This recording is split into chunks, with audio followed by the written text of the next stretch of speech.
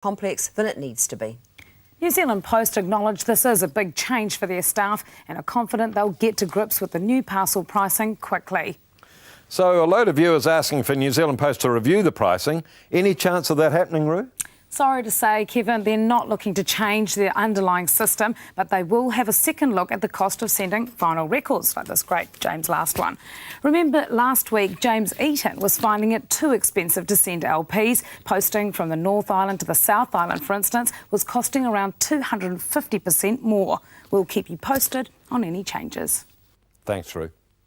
More now on the Clampaign, our push for controls on the clampers and car parking outfits. Tonight we give one of the clampers their say. No, not Gordon Ward from New Zealand Wheel Clamping Limited. He's up on our wall because he's ignored repeated requests to come on camera. And I really can't see why, Kevin. But Keith Jones from the Clampit company in Hamilton has contacted us. I ask you who wrote, what right do people have to take something that doesn't belong to them, even be it a car park? I regard that as theft. So here's Keith Jones with a clamper's story. I'm a wheel clamper. That's what I do. Keith Jones has been a clamper for 9 years now. He's watched our clamping stories and he wanted to show us the service he provides the people of Hamilton. He wanted us to see the softer, gentler face of the trade. I'll give them all day if necessary to come up with $60 just so they can get their car back. I will not tow them unless I absolutely have to. Keith took us to meet a mate of his who runs a restaurant in Hamilton. He got Keith in because dozy parkers were hurting his business. We pay for this car park for our customers. Why should everyone else use it? Like, if I came around and parked in your driveway, left my car there and said, oh, I'm just going to go shopping for 10 minutes, what would you say? I actually will not clamp any car park until I'm happy with the signage myself. That sign seems reasonably clear, I guess. Yeah. I'll get someone who'll park under there and say, oh, I didn't see the sign. You know, how big have you got to make them? It's like paint the whole side of the building and it'll still be the same. It's incredible. What difference has it made to your business and to your car park to have Keith's company?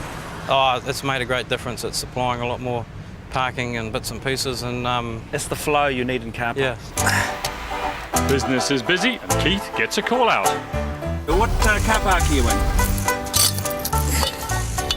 There's your receipt, sir. How did you get into the clamping business? Well, I had a furniture store down in Frankton, and I had... Now, Keith can talk the hind legs off a donkey, as my mum would say. So, the short version is he got sick of people filling up the shop car park. Nothing worked till he hit on clamping. But I got so much abuse, I thought, well, if I'm going to have to put up with this much abuse every time I put a clamp on just to teach someone a lesson, I'm going to make them pay me. The furniture store's long gone, and now he's Mr Clampit. You must have a PhD in excuses. I have heard just about every excuse you can imagine. Most people are reasonable. They realise that, you know, we're not asking a fortune, but they do have to do what's supposed to be done. You charge $60. Yeah. Reasonable amount of money. $150 NZ wheel clamping and other outfits. Do you think that $150 is a fair reflection of the costs involved in clamping and unclamping? Not unless you're paying staff some ridiculous amount of money. So you can do it for $60? I can do it for $60. Right, you better finish checking this car park, hadn't you? Yes, I better. One of the things we'd like to see is some sort of registration. Do you think that's a good idea? Well, I think if you had to register and then so they did the police check on you, just to make sure at least you weren't, you know, you didn't have a criminal background, I can't see why that should be a bad thing. I think if anything, it's a good thing.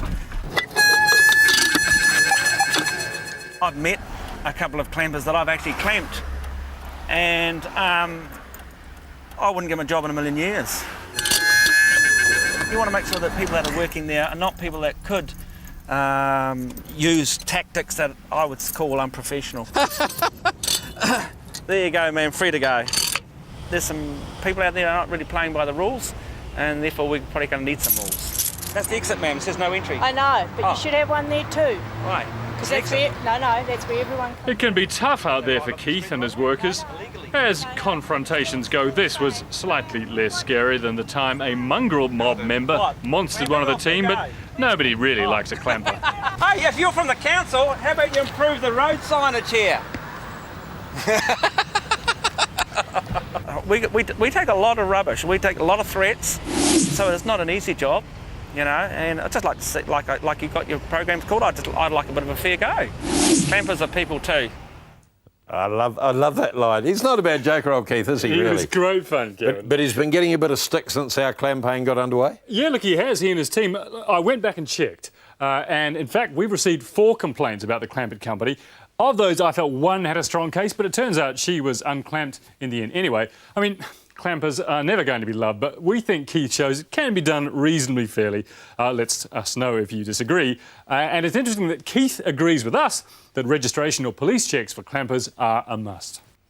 Great to have Keith on the show, but Gordon Ward of New Zealand Wheel Clamping, who's up on our wall here, still won't front.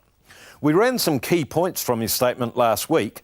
His full letter is on our website. So is the letter you can send to Parliament to get some clamping regulations in place. Why not join our campaign and send it in? And that's us for tonight. I'm off to catch my Air New Zealand flight. I feel a lot more secure now. They're off our wall. We'll see you next week. Good night.